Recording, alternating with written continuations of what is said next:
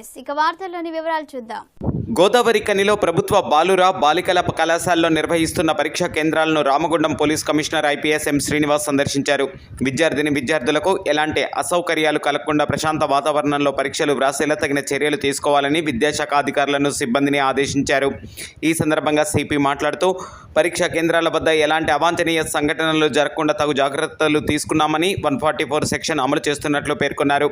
పరీక్షా కేంద్రాలు సమీపంలో జిరాక్స్ ఇంటర్నెట్ సెంటర్లను మూసివేయించినట్లుగా తెలిపారు. ప్రజలు బృందాలుగా ఉండకూడదని ఈ సందర్భంగా ఆయన పేర్కొన్నారు.